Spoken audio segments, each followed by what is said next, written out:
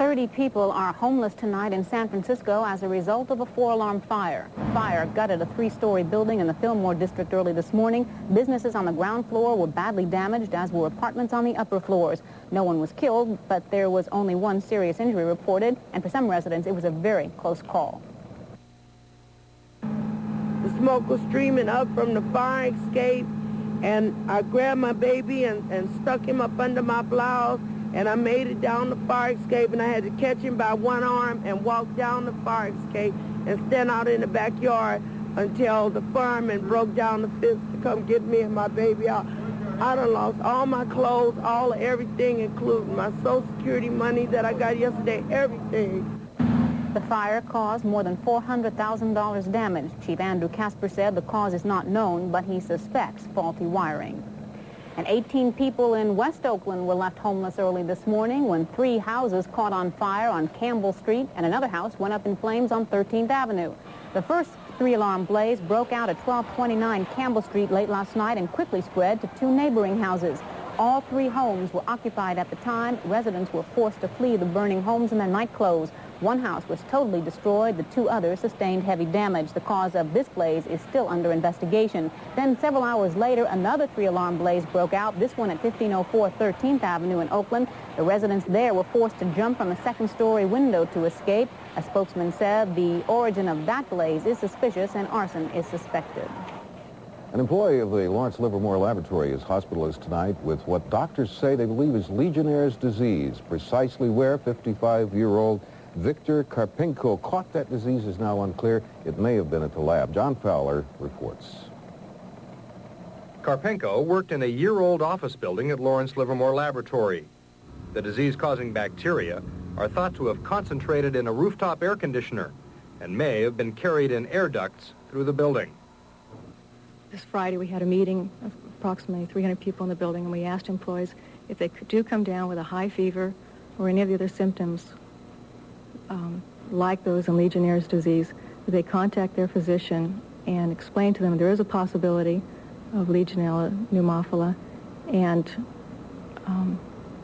take those precautions their physician recommends, and then call the lab and inform us if there's that contact. Have you had any reports? None at all, no. I think most people realize that it's a disease that can be contracted by anybody in many circumstances, and we have not seen an epidemic, so there's not a lot of concern right now. Because of the incident Friday, the air conditioning system has now been sterilized, its exhaust redirected away from the building. A water sample is now being tested at a laboratory in Alabama specializing in Legionnaire's disease. Test results are expected within a week. The Legionella pneumophila, the bacteria that causes the disease, is present in air conditioning systems, evaporative coolers, shower heads, faucets, lakes and streams, and we do have an evaporative cooler here. Legionnaire's disease has only been identified in the last 6 years, although the bacteria that causes it is known to occur naturally almost everywhere in the environment. What isn't known is why some people are resistant to the disease, while others die from it. I'm John Fowler in Livermore for the 10 o'clock news. Still to come tonight, Soviet President Leonid Brezhnev makes a rare public appearance for May Day. And here in Berkeley, May Day is spent putting down the American president. It was anti-Reagan Day on the Cal campus. That wasn't a picture, but we'll have that coming up.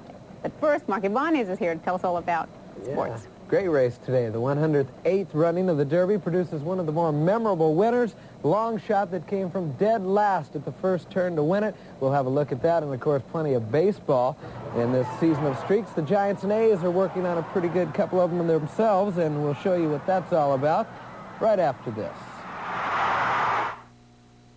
Alco Fremont's final weekend. Everything must go by Sunday, 6 p.m. TV, stereo, and VCR buys of a lifetime. No reasonable offer refused. RCA, Zenith, MGA, Magnavox, and GE Color TV. Many priced at or near cost. Color TV from $247. Video recorders from $344. Tape decks from $66. AM/FM stereo cassettes from $66. Fisher, Pioneer, JVC, and Sanyo stereos. Many priced at or near cost. Now through Sunday, 6 p.m. Alco Fremont's final weekend. 2 blocks west of Capitals at Maury and State Streets.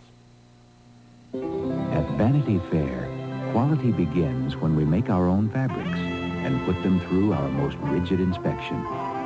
We create our own colors, and coordinate them to perfection. We won't allow dangling threads or puckery seams. And we finish the inside as carefully as the outside. Why do we care? We want you to look and feel beautiful. Vanity Fair. Quality from the inside out. This is New Skin, the liquid bandage. And I'm going to show you why it can be better than adhesive bandages. Watch. New Skin is a clear antiseptic liquid that dries to form a flexible, waterproof protective covering. Look, dirt can get under adhesive bandage pads. But New Skin helps keep dirt and germs out, and yet lets the skin breathe. So when you've got to work with a minor cut or scrape, use New Skin, the liquid bandage. Ingrid Bergman is Golda Meir in the television event of the year, A Woman Called Golda. Would you be willing to take over as Prime Minister? I don't even know what you're saying. We blamed you for the war, because the country wasn't prepared. We'll pay for the birth of our nation with our blood. It is not for you to decide whether we'll fight. That decision is taken. We will fight. A Woman Called Golda, Monday at 8 on Channel 2. There's only one, 2.